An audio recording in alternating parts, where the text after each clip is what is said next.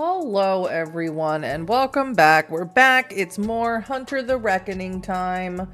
It's a time of monsters, to be specific. Last time all we did was sit around Wilson Royce's, which we learned his full name now, Wilson Royce. We sat around, helped him detox, helped him kick the drinking habit, at least temporarily, and he taught us how to fight. And most importantly of all, we admitted to ourselves that we are totally in love with the mess that he is. Which now that we have done that, I am perfectly fine with anything else that happens in this game, as long as we maintain that path until we die. And I think we also went to the hospital to heal some of our wounds. We're not like super healed, we're like halfway healed because we are people and can't like supernaturally heal ourselves. But it's fine. We're going to a mall. I forget what the reason is. I definitely was paying attention. I wasn't just thinking about when is the romance part coming. We're going to a mall to fight vampires. And we are super unprepared and everything is going to go badly, but it's fine. We did nothing else to prepare for it except for pine for our alcoholic boyfriend, or soon to be hopefully boyfriend, and we feel pretty good about that decision. We also didn't go to the old man's funeral, the guy who died for us. And I did that just because thought it was funny. Anyway, Act 3, Blood in the Darkness. Here we go. If a blank comes at you, your first instinct's gonna be to try and hit him. Don't. You won't have time. Will explains, his voice clearer and steadier than you've ever heard it as he gives you some last-minute pointers while the two of you head down toward the auditorium. Drop low, get your center of... Oh, wait. I also became a martial hunter. That's the other thing, which I think is also what I did in Beast of Glen Kildove. I didn't mean to become a martial hunter. I just... I don't know why I did. Drop low, get your center of mass below that motherfucker's center of mass, meet him with your shoulder up front and flip him over your back. It doesn't matter how fast or strong they are, they still weigh the same as a human, you fill in. Yeah, I remember. We'll see, Will replies, looking a little unsure as he hops up onto the stage.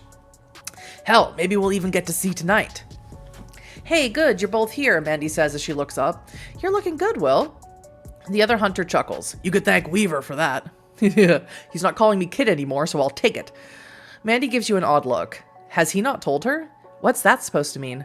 Focus on the mission, Torrington, Will replies with a look more stern than any you've ever seen of him. We're on a timer today and we've still got one thing we gotta deal with before we step off. What's that? Pacific Center, Will replies. It's a public mall full of shoppers and merchandise, which means it's also full of rent-a-cops looking for any excuse to go on a power trip. He looks you up and down. And right now, all of us except Torrington look like a pretty good excuse. So we have to find a way to look different, is that it? Yeah, Mandy nods. The good news is we got a whole costume room full of them. I'm gonna wear a tutu. They're not exactly in great shape, but they'll pass a cursory inspection at least. You raise your eyebrow. So what's the bad news? We're kind of spoiled for choice, she admits. We've got too many options and we're not sure what kind of disguise works the best. In fact, we were kind of still talking about it just before you got here. She gives you a look. You got any ideas?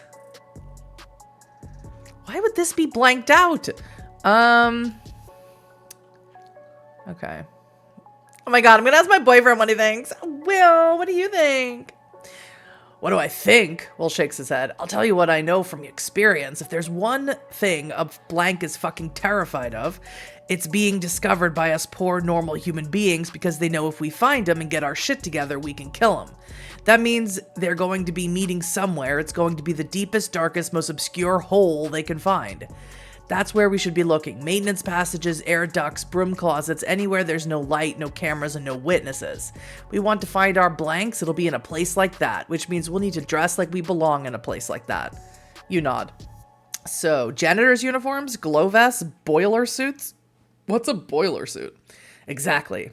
Except if they aren't there and we have to look anywhere else, being dressed like janitors will make us stick out like anarchists at a country club, Mandy points out. Oh, don't worry about that, Torrington, Will insists. They'll be there. Why didn't you tell me about this earlier? Well, to be honest, Mandy replies a little sheepishly, is it because I was busy all day and all night detoxing Will? We were kind of hoping we'd have this sorted out before we had to bring you in. Sure, you suppose that's believable. Believable, but not likely. Why would they go to the trouble of hiding something this minor from you, just to pretend like they were always on the same page no matter what? No, that's way too fucking petty a reason to keep secrets, especially since it seems to have backfired on them. I don't know why this is a big issue. Not only do they still have a problem that needs solving, but you know all about it despite their best effort to cover it up. Something's up. You're not really in a place to dig deeper right now, but when you have the chance, until then you suppose you better make the decision for them. Apparently I can't. Apparently I have to keep asking people. All right, Mandy, what's your take on this? The way I see it, these bloodsuckers aren't just hiding from us, they're hiding from everyone else too, Mandy replies. In a crowded place like a mall, that means they can't just avoid people, they're going to have to blend in and to avoid sticking out. If I were them, I'd be dressed like shoppers, where the crowds are thickest, where the tourists go. You think that's where we should look for them? The other hunter nods. Yes, which means we'll have to blend in too. Dress up like the folks that come off the cruise ships. It won't have to be perfect, it just has to hold up to a passing glance. That's assuming that our blanks will be holding their top secret meetings in the open where other people can hear, Will points out before shaking his head. Nah, these bastards will avoid light, even artificial light if they can. They'll be doing their best to avoid crowds, no matter how impractical it is. Oh, I see why it's grayed out. I thought what this meant is that I'm going to wear a tie. I don't know why.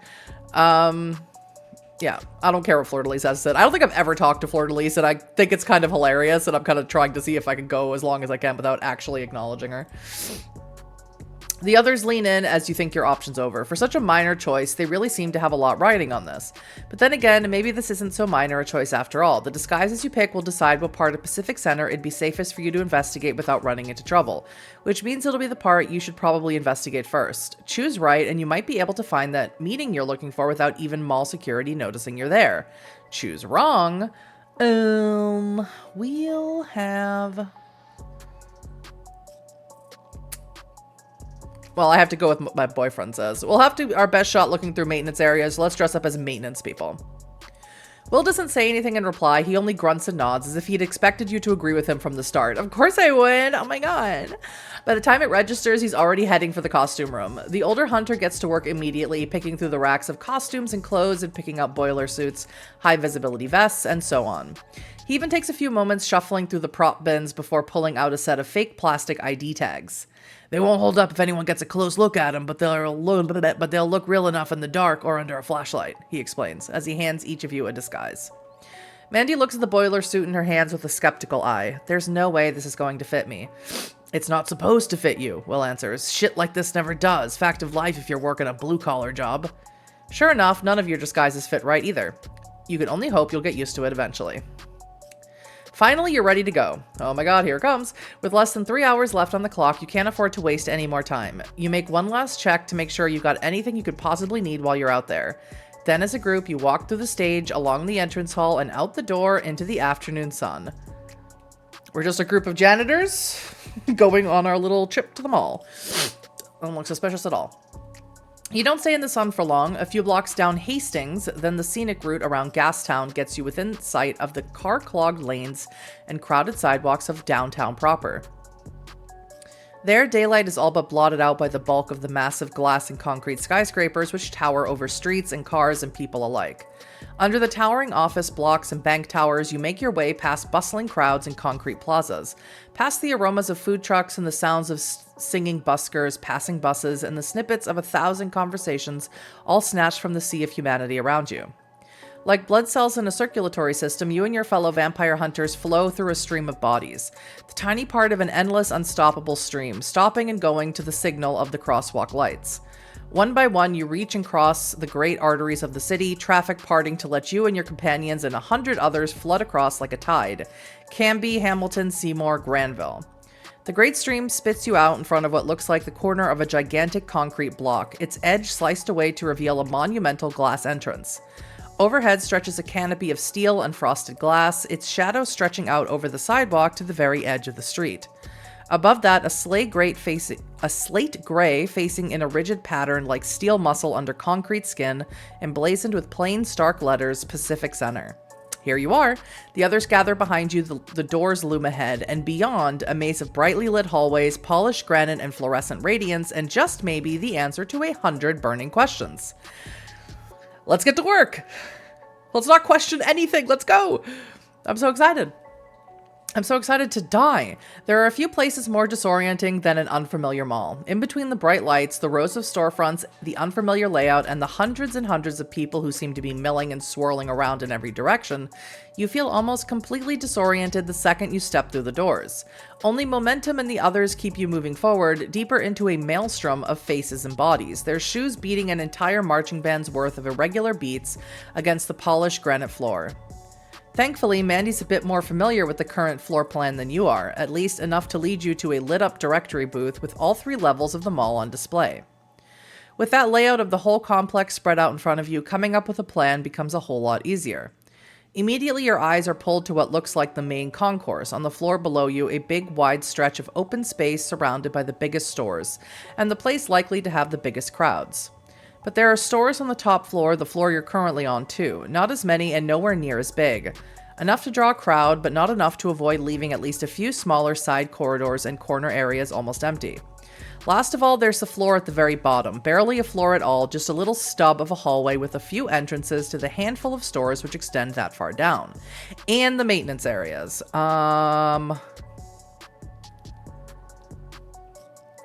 Yeah, we're wearing our janitor's outfits, so we should go all the way to the bottom and break into the maintenance area. That's why we're wearing them.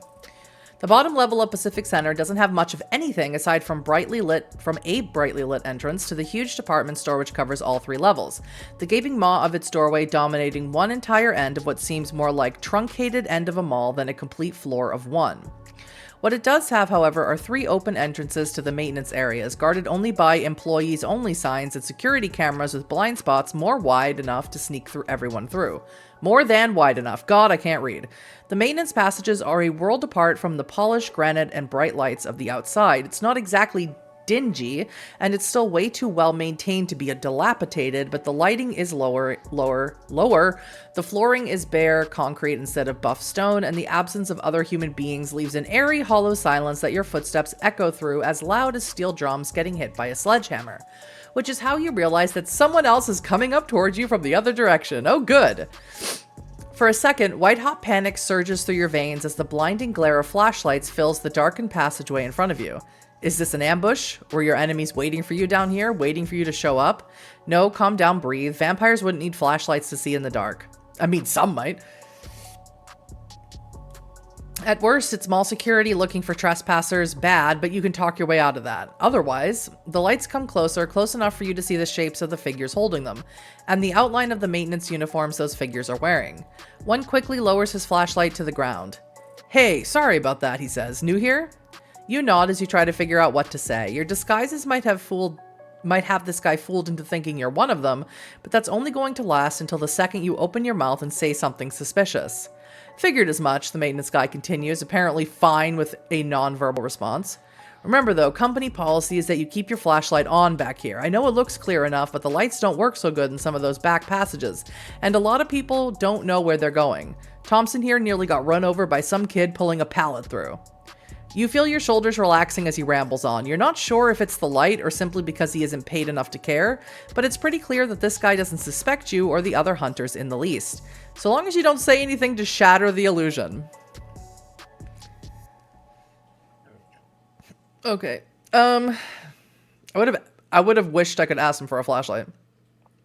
I thank him for the advice and keep going. Okay. You offer a few non-committal words of acknowledgement and keep going, hoping that you haven't done anything to rouse his suspicions. Hey! Shit. You turn around. Yeah? Make sure your light's on the next time you run into someone, the maintenance guy says. Some of the older guys are real assholes about it. They'll report you for a safety violation or something if they see you going dark. Again, you reply with a few more mumbled words, trying as hard as you can to walk the tightrope between looking like you're taking his advice seriously and flipping the fuck out. By the time you're finally able to breathe and calm the fuck down, the other guy, the actual maintenance worker, and his crew are already walking away, his flashlight a receding glow behind you. I wish I could have asked him for a flashlight. It's so annoying that it was grayed out. You don't have to look around for long. The maintenance areas probably get swept every so often, but probably not often enough. Everywhere you walk, a thin layer of dust covers the floor, just visible enough to see the trails left by the heavy boots of who knows how many maintenance crews. It's not something you've been paying all that much attention to, but Will has. Look at those shoe prints. Oh, I love shoe prints. I'm a huge fan of shoe prints. Time to shatter the illusion. Yeah. I'm a massive fan of shoe prints. I look for them in Chinatown all the time, apparently. Notice anything different? Yeah, you reply as you give them a closer inspection. They're thinner than the others. Dress shoes, Will replies. For some reason, blanks love fancy footgear. Maybe because that supernatural agility of theirs lets them run and fight in them. Some of them even fight in stilettos, if you'd believe that. He shakes his head. Fucking show-offs. If I was a vampire and didn't suffer from, like, foot pain, I'd wear stilettos everywhere.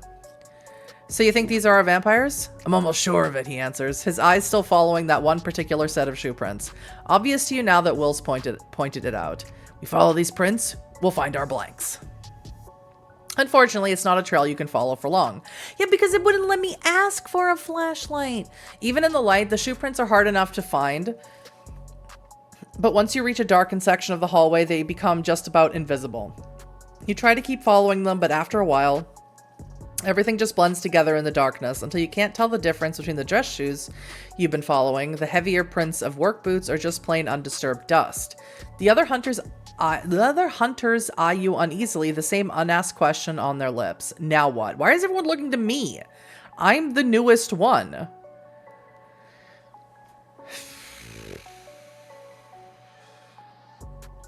I guess I'll make an educated guess. It worked out before. You might not be able to see where your dress shoe prints are in the dark, but that doesn't mean you can't extrapolate where they went. The lights haven't gone out across the entire hallway. They turn back on just 20 or 30 meters ahead. There are only 2 or 3 side passages in between, which means if you take a careful look and examine where each one of those passages does... You mean goes? What are the... My god, what'd that passage do? You should be able to pick up the trail beyond the darkened section. The first side passage goes back up to the shopping area. You roll that one out right away. The second apparently loops back around. The third gives you some pause, at least until you read the signs over it and rule that one out too. It's not impossible that your well-dressed attacker have opted to meet in a garbage room, but you kind of doubt it. Which means your quarry went straight forward down the hallway. Sure enough, you find that the prints continue on the far side of the darkened section. They're almost obvious now that you know what to look for. I'm a master of, I don't know if there's an actual term for a detective or a criminologist who specializes in shoe prints, but it's me. I should have a degree in it now because I've done it twice. Problem solved. I'm a genius. You continue onward ever closer towards what you hope are the answers you're looking for. That's strange, unless they are NPC and you're the only player. Perhaps. That'd be weird. That's never happened before. I'd be very suspicious I was living in some sort of simulation. You don't have to follow that trail for much longer. After about 50 meters, it ends at a heavy door, a bright red light over it, marking it as a fire escape. The door fights... Well, we shouldn't push it. Won't it set off a fire alarm? The door fights as you push against the crash bar. For a second, you wonder if there's something pushing against it, but when it finally swings open, you find nothing but a rush of air as the pressure between what's on the other side of the door rushes past you to equalize what's on yours. Beyond, you find a stairwell, even darker than the unlit section of hallway you just passed through, but floored with the same bare concrete. Above you, you see the outline of stairs going back up towards the shopping area. Below, you see more steps descending even further into the gloom. The shoe prints you've been following disappear into the darkness, but not before making it clear which way your quarry went. Which means when you step through the door you follow, descending even deeper as the light from the hallway fades behind you. Fun! I'm so glad I wasn't able to ask for that flashlight. Cool! It takes a few more seconds before the automated lights in the stairwell finally flick on, filling the air with a sharp white brilliance amplified by bright white painted walls. Now everyone knows we're here! After a moment to adjust, you notice something else too, a low moaning roar, coupled with a throaty rush of rapidly flowing air, echoing from somewhere below in a slow falling decrescendo. Decrescendo? I hope I'm saying that right. Then a faint electronic chime, 3 rising notes before the noise begins again, rising this time before falling again. Sounds like a SkyTrain, Mandy observes, raising her voice just a little to be heard over the dying noise. We must be close to a line. Keep walking. I'll just ignore Mandy like she's annoying or something. Is that gonna be a problem? Is that what you're asking? What are you saying? Mandy frowns. It shouldn't be. There's maintenance tunnels around the tunnels and walkways along the line itself. We should be able to get around safe as long as we walk single file, and as long as we keep off the lines themselves. That dangerous? The rails are electrified. Yeah, watch out for the third rail. Mandy explains. That's how they power the train, so you can imagine how much current they've got running through them. You make a note to watch your step going forward. That's great. They should go fine. Oh my goodness. Sorry. Someone sent me a message. At last, the stairs stop just as your knees start to ache from the repeated motion of climbing down step after step. You must be at least 30 meters down from where you started. At the bottom, another door awaits you, this one marked out in bright yellow and black emergency paint. Beyond the small, wire-reinforced window, you can see only darkness. You push it open just in time to be hit with the bright light of an oncoming train. Before you can even react, the great metal craft roars down the track, its front and sides glowing with the light of the passenger compartments inside. The air it displaces hits you like a gust of wind as the trains go roaring down the track like a gargantuan steel serpent. All sleek blue paint and deadly machinery. The hundreds of passengers inside barely dark blurs in the wide rectangular windows as they rush past. Unstoppable and irresistible. As sound and light and steel recede into the distance, you step out onto the walkway next to the track in almost a sort of daze.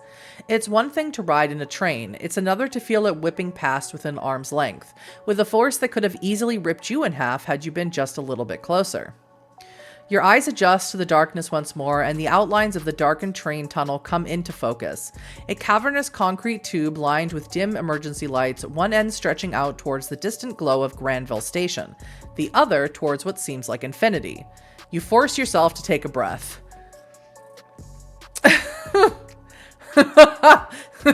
What are we doing? So much for shopping, which is literally what I was thinking.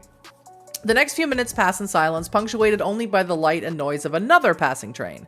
You all know how close you are now, but close to what? All you know is that your enemies are here and they're meeting for some reason. You don't even know what their real motives are. It doesn't even matter what we wore. But if you just burst in without a plan, then you're sure to have a bad time. If you pizza when you're supposed to French fry, you're gonna have a bad time. At best, you'll be tripping over each other's feet as you all chase different ideas of what you should be doing. We're the best. At worst, the vampires who you've been chasing all this time will turn the tables and cut you to pieces one by one as you try to figure out what you should be doing.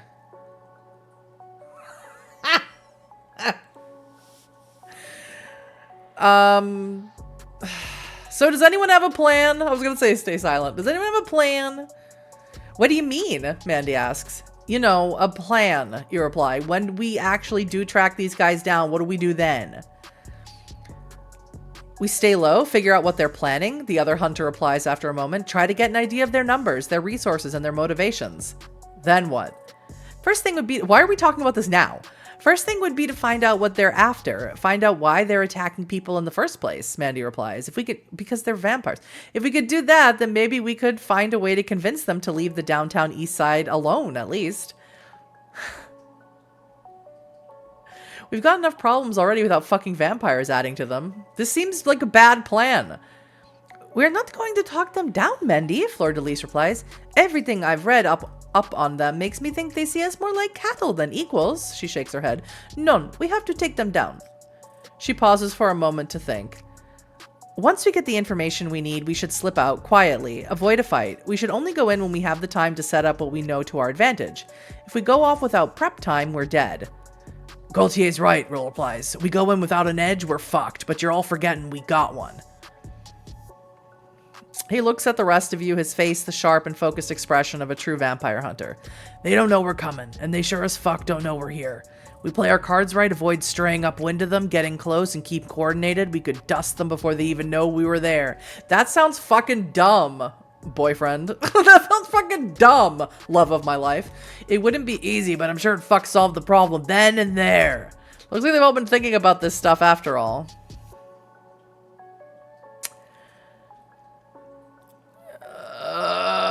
Mandy, these things have repeatedly tried to kill us. I don't think negotiation's gonna work. We've tried fighting them straight up, Hannah, and it never works, Mandy insists. At best, we hurt them just bad enough that they run off, lick their wounds, and regroup to hit us again. At worst, we get our asses handed to us. If we can't take them head on, then we need to find some way to at least distract them long enough to. Then suddenly she stops. Great. Did you hear that? Yes, yes you do. Faint, but very much audible. Voices echoing through the concrete passages. Voices from up ahead. Looks like the time for discussing plans is over. Yeah, we maybe should have done it before we got here, but, you know, whatever. Now's the time to put them into action. I get one option here. Slowly you creep forward through the darkness, your shoes sliding in slow steps across the bare concrete, doing everything you can to keep hidden, to keep low, and to keep your footsteps from echoing down the corridor to the room beyond. The room where your enemies are meeting. It has to be them. You can see their thin figures silhouetted in the doorway by a dim light coming from somewhere. For a moment, you can almost make out what they're saying until you hear the sound of another train rising up behind you, drowning out everything, including the sound of footsteps. As the sound of the train reaches its peak, you dash forward just a little, just enough to see the outlines of 4 figures in the room beyond, and enough to hear their voices clearly as the rattle of wheels on steel rails finally fades away. I try and focus on the voices to try and make them out more clearly. Here we go. You try and shut the other noises around you, the low sound of air echoing through the concrete hallways, the distant sound of another train departing from Burrard Station, or maybe Waterfront. You try to hone in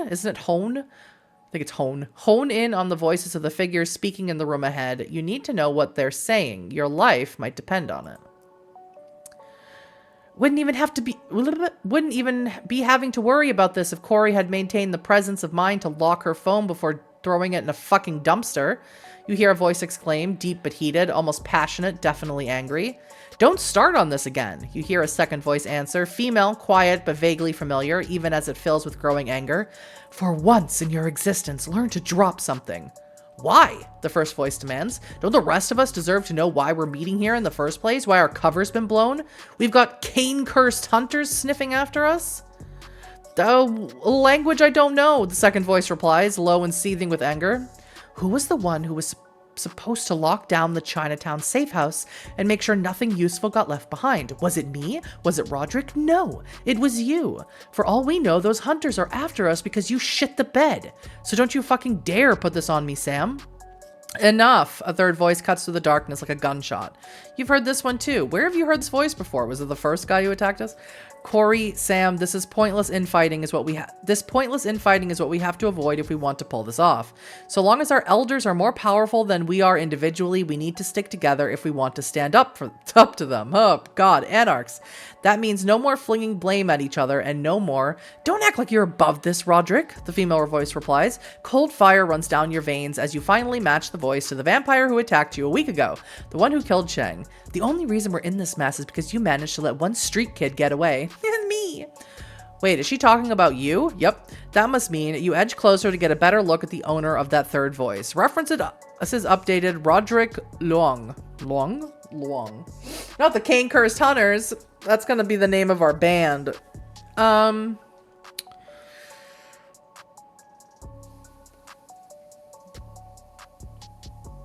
gotta find a way out, just in case. We should have an exit. We should see if there's an exit, right? That's not crazy. I'm not a coward. Shut up. It's hard to forget just how much danger you're in right now. One wrong move and you're going to have 4 vampires on your tail and you're not sure your entire group will be up to facing one of them, let alone the whole gang of the bastards.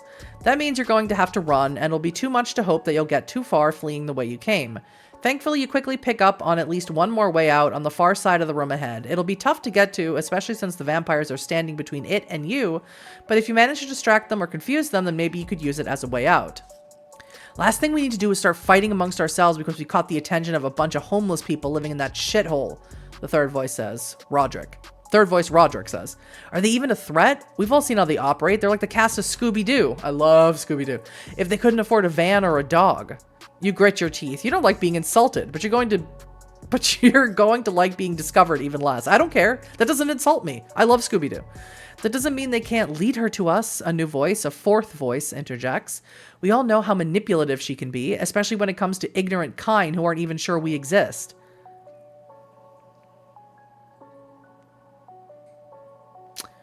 If she catches wind of these supposed hunters, you know she's got the resources to get everything she needs out of them. They might not be a threat, Roderick, but she is. Who the hell are they talking about? Who is this she that the fourth member of their group keeps mentioning, honoring, with that heavy emphasis? An elder of some kind? The answer pops into your head almost immediately. Someone they see as a real threat, one that even things as dangerous as they have to watch out for. What? Someone they see as a real threat. One that even things as dangerous as they have to watch out for. As they are? I don't know. I don't know what that sentence is trying to say.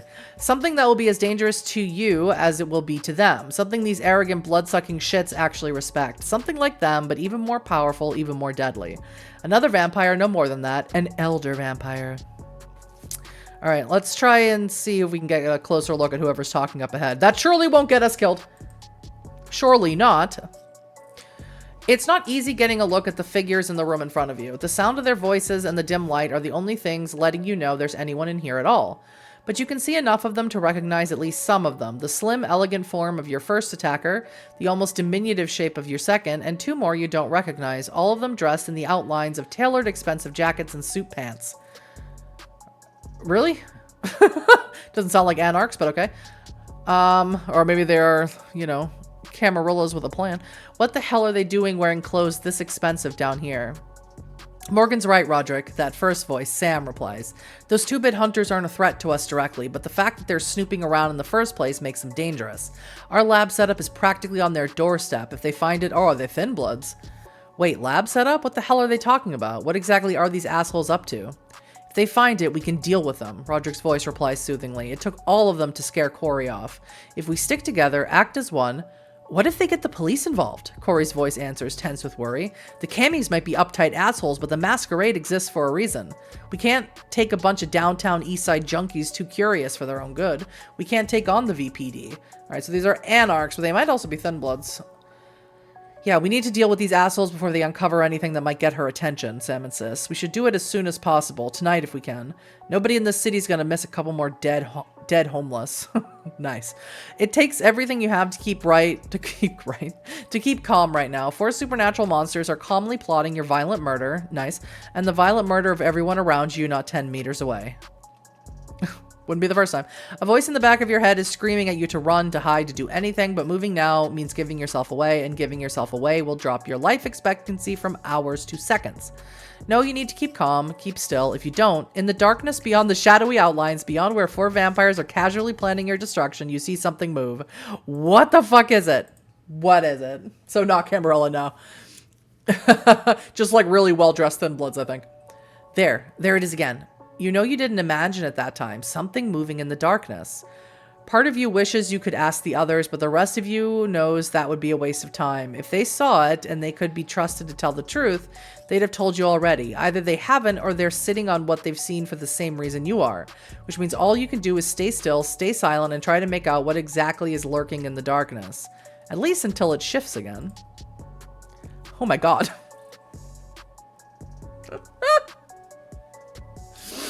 Oh, it's the IAO. You only have a split second of warning, or whatever Royce's old platoon was called, whatever they're called. You only have a split second of warning as the dark object tumbles from the darkness and hits the concrete floor with a metallic clatter. But it's enough. Your face is averted and your eyes are shut by the time of the flash of the grenade throws back the darkness like a searing wave. Even then, the noise and the light send you reeling back as you blink away the after images of your eyelids and try to push out the ringing from your ears. By the time you're able to see clearly again, figures in black fatigues and helmets and body armor are rushing forward into the room ahead of you. The green lines of their laser sights tracing erratic arcs through the smoke and the dust as they advance, compact submachine guns toppled with long black suppressors held at the ready.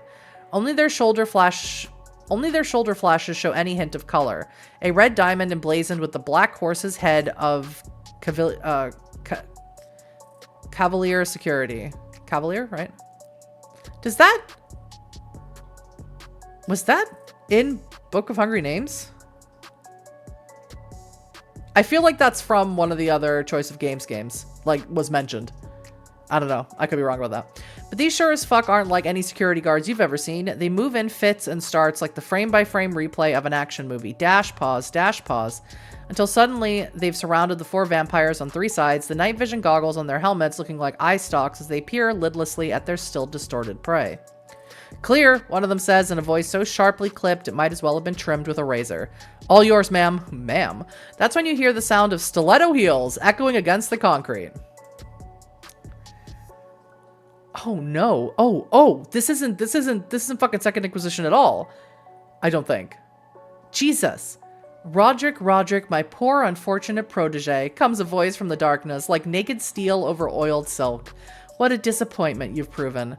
The voice's owner steps into the dim light, just enough for you to pick out an hourglass figure in a tailored suit jacket, shapely full legs, and the glimmer of straw blonde hair, drawn back into a severe bun over skin so pale it almost glows in the room. Plotting against your superiors in a place like this? She shakes her head, delicate aristocratic features sculpted into a mask of arrogance, blood-red lips twisted into a sneer. Once I would have thought you above this. Now, I suppose I could only anticipate it. Sorry, my lips are really dry. Oh, her name's Lydia. I don't take orders from you anymore, Lydia, Roderick replies, the fear under his layer of bravado so thick and heavy that it almost turns his words into a mockery of themselves. Not so long as you treat us like animals, like kine. We deserve the same freedom you have, the same freedom you promised us. Are they thin bloods? You deserve nothing, Lydia snaps like a crack of a whip. Disloyal, ungrateful, wretched creature. The privileged place you occupy was an advance on the potential you once showed. Potential you have only since squandered. There is no path to freedom through this pointless campaign of rebellion. The only redemption you will find will come from the embrace of oblivion. Fuck. You should be trying to find a way to make your exit. With your enemies distracted by the standoff, you won't have a better opportunity. Yet try as you might, you just can't pull your eyes away. Another empty promise, Roderick replies scornfully. I think I've heard enough of those from you for 2 lifetimes. And are your friends so eager to face destruction? Lydia asks, her lips twisting into something like a cold smile as she turns to the other 3. Forgiveness is rarely offered, but we still have need of those who are wise enough to take it. The other 3 vampires look towards each other. Even from where you hide, you can see the uncertainty in their expression. But not Roderick. You can see the resolve in his face too, even in the low light. See, that's your problem, Lydia, he replies, his voice surprisingly casual for someone facing down half a dozen automatic weapons. You always assume you're in control, that you have the upper hand, that you're in the position to make demands and offers. There are times when you are not wrong in that assumption, I suppose. What a weird way to say that. He reaches into his pocket and pulls out a small oblong shape. But not today, I'm afraid. The motherfucking room explodes in a flash of heat and smoke. These vampires are nuts.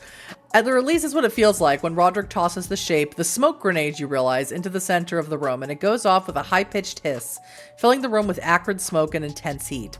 The guards look away, their night vision goggles blinded by the smoke, but it's the elder vampire Lydia who takes it the worst. She all but leaps back, her expression twisted into a momentary look of near primal fear. It's the heat, too much like fire. Some smoke grenades use white phosphorus as an agent, and white phosphorus burns at 800 degrees. Celsius or Fahrenheit? Celsius, I assume. But Roderick isn't wasting any time gloating over his enemy's surprise. This way's the fastest, you hear him shout as he turns towards the second exit you spotted earlier. Let's go! A second later, he and his allies are gone, the sound of their pounding footsteps receding echoes in the dark. What about us? Lydia's already back on her feet. Red team, pursue and eliminate, all weapons free. One of the guards turns to her, his puzzlement clear even behind a face-concealing mask. Ma'am, we're not authorized. That was an order, she snarls, fangs bared. So this is who your enemies were so scared of.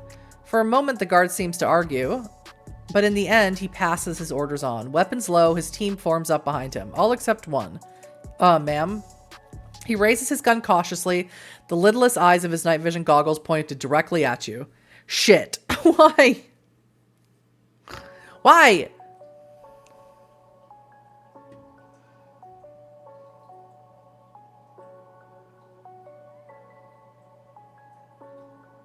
This is so bad. I don't know what to do here. If I run, they shoot us. If I stay, they shoot us. I guess I'll stay. Because if I run, they shoot us. If I run, they shoot us. If I stay, they kill us. I guess I'll stay. My friends can run. It's fine. You had some idea of how this was going to go. You were going to be able to talk your way out or negotiate some kind of alliance of convenience. Even if you couldn't manage that, you could have at least gotten some information out of what is apparently the third side to a showdown you thought only had two. After that, you could have improvised a distraction and gotten the hell out of there somehow. Unfortunately, neither the blonde vampire nor her guard seem particularly interested in your ideas. She doesn't even turn to look.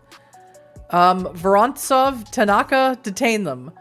The next thing you know, two heavily armed guards are shoving guns in your face and telling you and your friends to put your hands up. Next time you won't get so overconfident, if there is a next time. Whoops! Well, I'm not dead. Great. This is good. I'm so glad I'm here. And not getting food, which is what I want to be doing. They put a bag over your head as if you were hostages being taken somewhere to be held for ransom.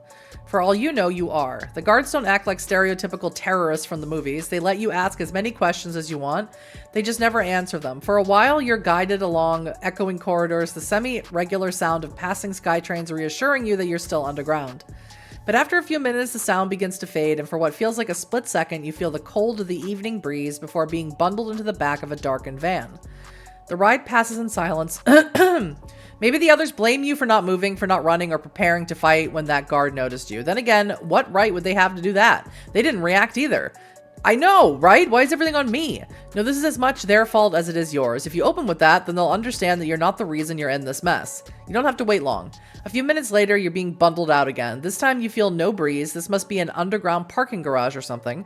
You hear the steps of the others receding into the distance. You're being led one way while the others are being sent somewhere else. Gang, gang. Love that. You're being pushed through two more doors, each one opening with the beep of a keycard. Operated lock, security gates. Where the hell are you being taken? Who are these people? The first question at least you get an answer to soon enough. You're pushed down into an uncomfortable metal chair and your arms set onto a frigid metal tabletop. The hood comes off and you find yourself in a small windowless room, a single soft light hanging from the high ceiling. And on the opposite side of the table, almost within arm's reach, is the blonde vampire from earlier, the one who captured you, the one who brought you here. I make such good decisions. Well then, aren't you a remarkable individual, she begins, her voice soft, filling the crevices of your mind like honey. There are few of your kind who would choose to act the way you have when thrust into the middle of a feud between kindred. Your initiative impresses me, Hannah Weaver. Mommy. She leans forward just a little, just enough, her blood-red lips curling into a smile. I think we should talk.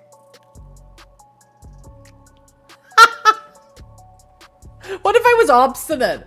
We are very remarkable. We are trash panda. What if I'm obstinate? I'm not saying a goddamn thing without a lawyer present. What if I'm obstinate?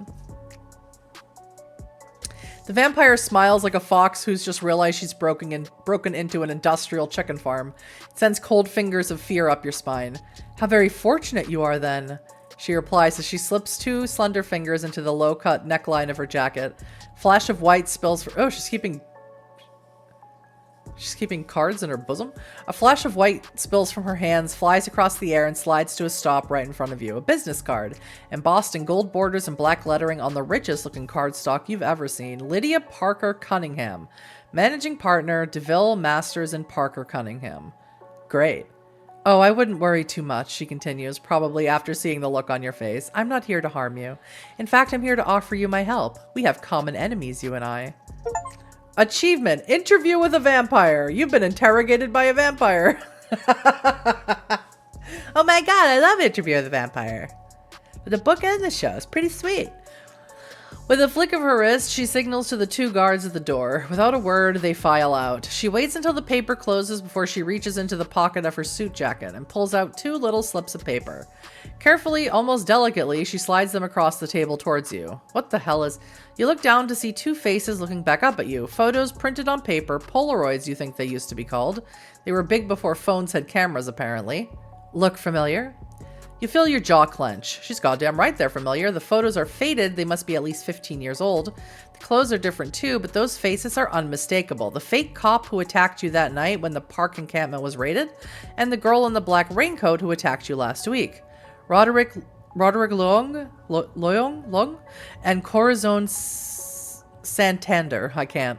Lydia explains, those are their names. The Thin Bloods who attacked you, they also happen to be acting against the orders and the interests of those I represent.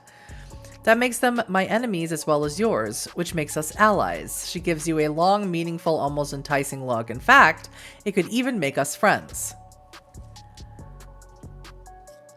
Okay. On the contrary, I know I am, Lydia replies, as if she were stating simple fact. Roderick Lung and his little clique of play-acting revolutionaries want you dead. Nothing personal, of course. They simply see you as someone who might spoil their little game of pretend. You're merely an obstacle in the way of what they believe to be their real goal of coming after me and those I represent. Well, fuck, if that doesn't make you feel small, you're just a sideshow to these guys? But even if you are, that doesn't mean the danger you're in isn't very real. They've already tried to kill you twice, and you heard them be pretty goddamn obvious about trying again. You might have been lucky enough to escape with your life the first 2 times, but the next time... They've underestimated you, she continues. The fact that you're still alive is proof enough of that. Where they see only an annoyance, I see resourcefulness, willpower, and resilience. For all the powers they control, they are still your inferiors, deserving to walk in fear of you, not the other way around. She leans in, her eyes intent, almost inviting. Let me help you reach your full potential. Isn't that so funny? Isn't that the same crap that she said to them?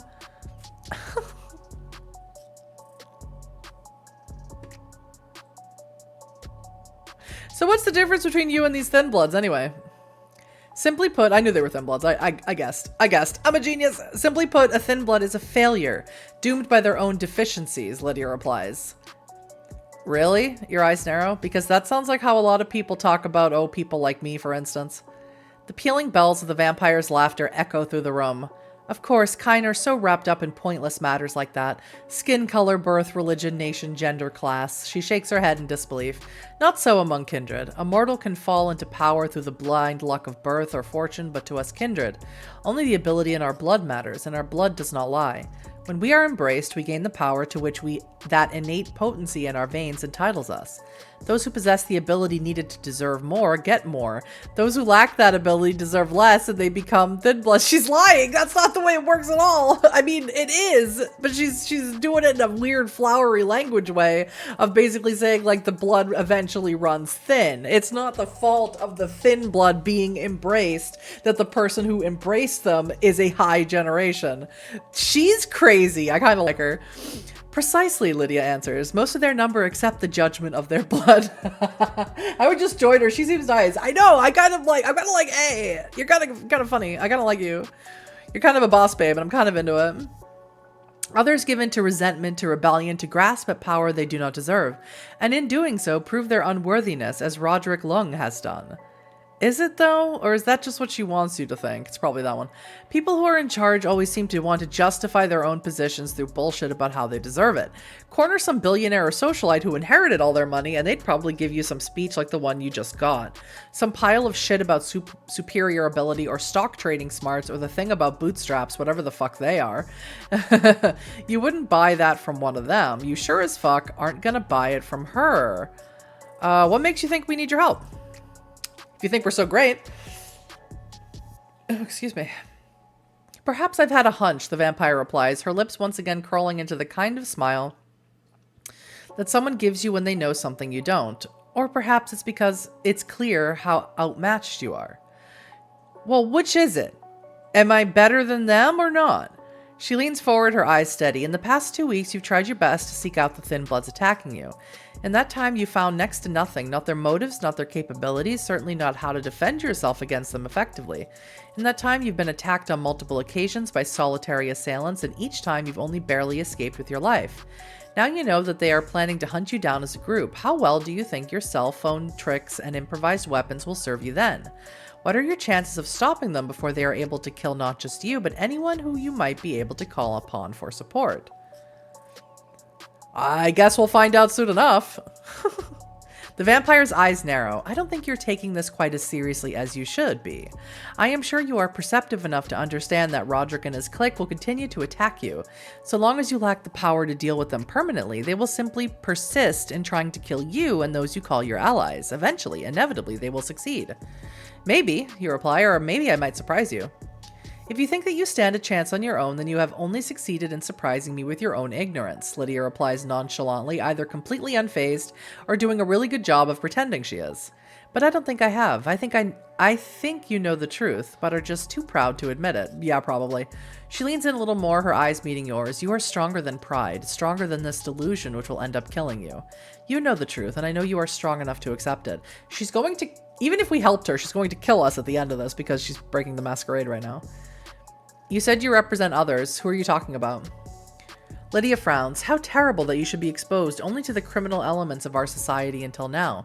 I fear that we have not made a particularly good impression, have we? Your society, you ask? You mean vampire society? Kindred society, the vampire corrects you, almost tautly. Like yours, there are hierarchies, rules, ways of doing things. Naturally, there are those who chafe against such restrictions. Those I represent, the masters of our society, have charged me with ensuring that such violators are brought back into line, for their own good and for yours. For ours, our laws ensure that our respective worlds remain separate, secluded from one another, she explains. They serve to keep our affairs from affecting yours, much as there are those in your world who would protect forests and reservoirs from those who would destroy them. Our laws allow you to live your lives undisturbed and ensure that we only make a minimal impact upon them. They are for your protection. Yours or theirs? She's good. I like her. You've seen the kind of power these vampires have, but you also know just how governments and corporations would react if they knew the world was riddled with vampires. You know enough history to understand the kind of lengths that people have gone to just wipe out other humans with different cultures or skin colors, but against actual blood-sucking monsters? Those are the laws which I am charged with upholding, Lydia concludes. Those are the laws which Roderick Lung and his clique so foolishly seek to defy. Is she a sheriff? It's interesting. Okay, I think I understand. Do you? Lydia leans back in her chair, one eyebrow raised. And what exactly do you understand?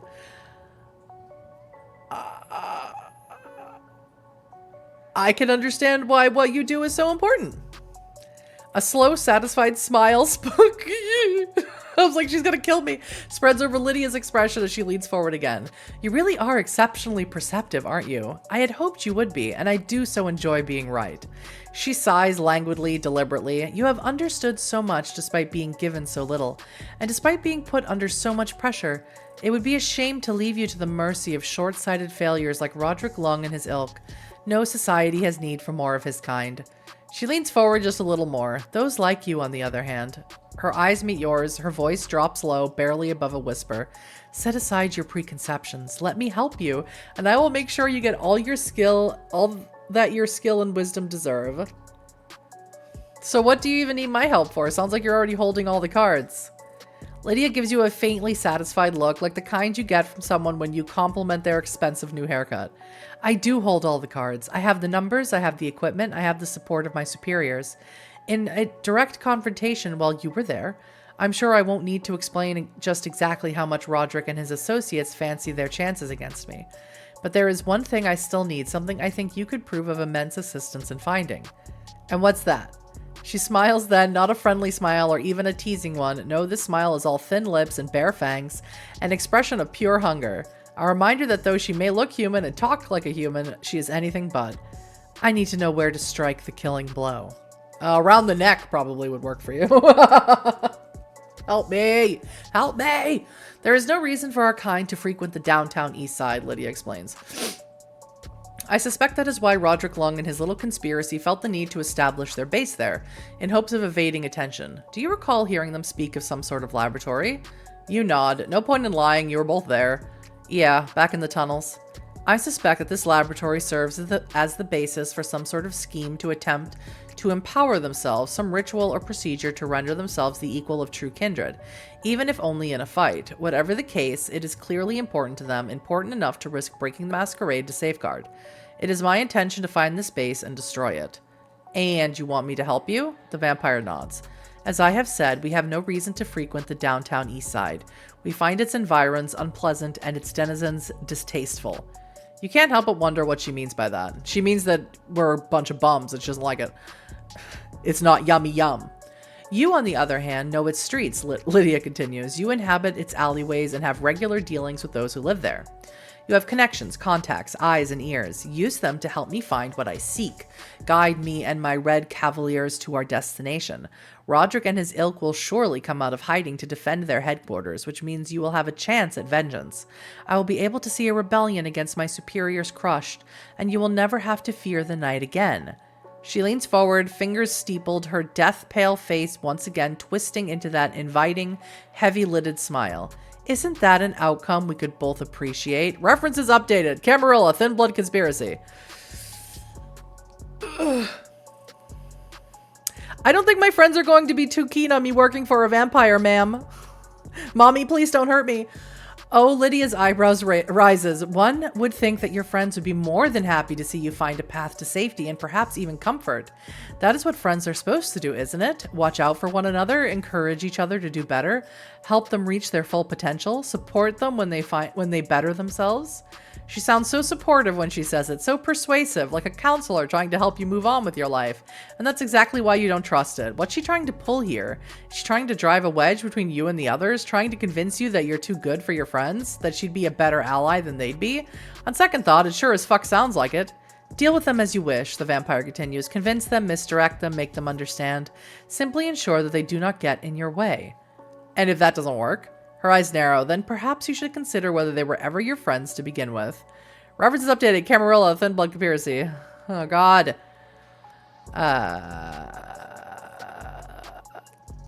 If they wanted their operation to stay secret, why did they attack me in the first place? All kindred must feed, no matter how secret they wish their schemes to be, Lydia replies. They know it, and so do we. Perhaps they reasoned that if they fed where we could see them, they would draw our notice and our suspicion. So instead they went after you. Some poor homeless kid in the poorest part of the city. No job, no fixed address. Nobody was looking out for you. Your fingers tighten, your hands clench into fists under the table. So that really was it, huh? They picked you because you were someone that nobody would miss. Because Roderick Long scoped you out and decided that if he drained you dry and left your body in an alleyway, nobody would care enough to bother even calling the real cops.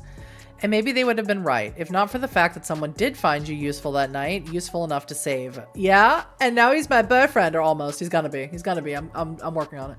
That fluke alone probably saved your life, but also, now you are a witness as those who rescued you, Lydia continues. He hastens to kill you all because he fears that one of you will put the dots together, that one of you will come to me. She shakes her head with an almost pitying smile. Poor fool. He would be willing to kill you all to keep a secret which is already out. A ridiculous irony, but one which does not put you in any less danger. She is going to kill us to preserve the masquerade. There is no way this ends well for me. It still sounds like you're getting the better end of the deal here. It really does, doesn't it? You be her eyes and ears in the territory of supernatural monsters who've already tried killing you more than once, and she just sits back behind her powers and her private army and those superiors she keeps talking about and waits until the last minute to step in and finish the job. Maybe Lydia sees it too, because instead of hitting you with a stern look or trying to deny it, she only smiles again. If that is what you think, then perhaps I have failed to explain myself properly, she replies. The help I offer does not end when Roderick Long and his little rebellion are destroyed. What's that supposed to mean? The vampire sits back in her chair, waving a perfectly manicured hand at the door behind you. Or rather, the armed guard standing outside, just visible in the soundproofed window, decked out in body armor and covered in weapons as immobile as statues. Do you see my guards? My red cavaliers? I found them languishing in obscurity, their talents wasted. I picked them out, gave them what they needed to reach their potential. You mean blood? Purpose, dignity, equipment, the envy of most militaries, and knowledge of the world that few mortals would ever even know to covet. She smiles again, sidelong, almost sly. I also pay them $250,000 each year. She sits forward, her gaze sharpening as it meets yours. You can tell me that doesn't appeal to you, or you can tell me the truth. It takes everything you have not to jump out of your seat and shout your answer at the top of the lungs. Of course it fucking appeals to you. $250,000 is more money than you've ever seen in your entire life. Your head spins just thinking about what you could do with that kind of money. A nice place to live, a car, all the fancy food you've ever dreamed of eating. First-class flights to anywhere you'd feel like going. But more than that, weapons, alarm systems, armor, hell, even private security of your own. With that kind of money, you'd be more than comfortable, more than rich. You'd be safe. Think of all the food you can get, I know. That's what, I can't believe it's one thing. All the food I've ever wanted to eat.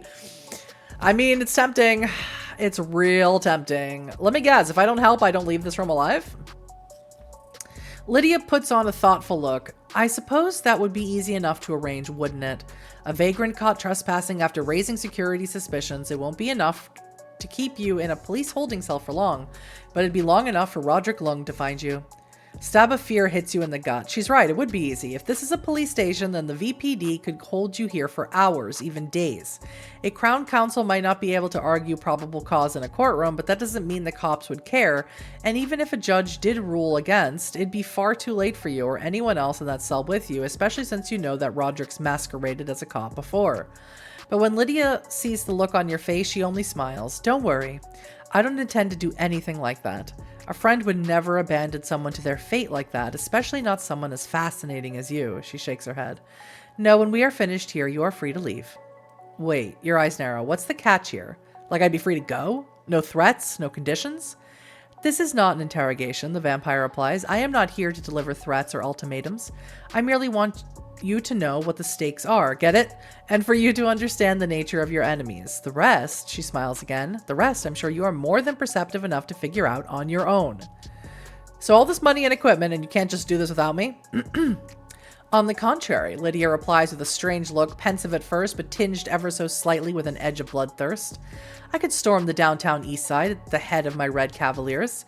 I could tear apart each block building by building, room by room, until I found what I was looking for. But I would meet resistance then. Resistance I would have to eliminate. That's barely even a euphemism. I'm sure the police would simply write the result off as a gang conflict or something to that end, the vampire continues almost casually. The press will be quite incensed. These sorts of things are supposed to happen in Los Angeles or Miami or some other American cesspool, but not here. Ouch. But that won't keep their attention long either. There'll be an election or a new civil war in some country whose name they can barely pronounce. It will all be forgotten. She's right, you know she is, about all of it. If she breaks into the Downtown Eastside, you know, Jangles and his gang will try and stop her, and as heavily armed as they might be, they're not professionals with body armor led by an actual fucking vampire. It'd be a slaughter, and anyone caught in the crossfire would be slaughtered too. It'd be a bloodbath, and it'd be your fault. But I am not Roderick Lung to resort to such measures and damn the consequences, Lydia says with a look of distaste. I would much rather prefer to act subtly, carefully. Find me where his little headquarters is, and it will be a simple matter of slipping in, seeing the thing done, and slipping back out again. Hot. Nothing else would know. Nobody else would know. Nobody else would get hurt. Her lips curl into a smile. There wouldn't even be bodies left over. Fine. I've come to a decision. The vampire's eyebrow rises. Have you? She asks as she sits back in her chair. Then let's hear your answer. I'll think about it. Can I think about it? Do I have to give you an answer right now?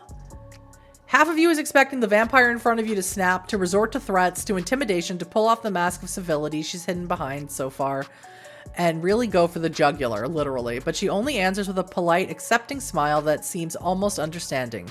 Of course, she replies smoothly, quickly suppressing the twitch of frustration in her eyes. I wouldn't want you to put you on the spot, but I wouldn't take too long either. Roderick Lung still wants you dead, and it will only be a matter of time before he makes another attempt. She pushes her chair back and stands up with the poised grace of a ballerina or a mantis. Escort our friend out, she tells the guards before fixing you with one last look. Make your decision quickly. I'd like you to still be alive next we meet.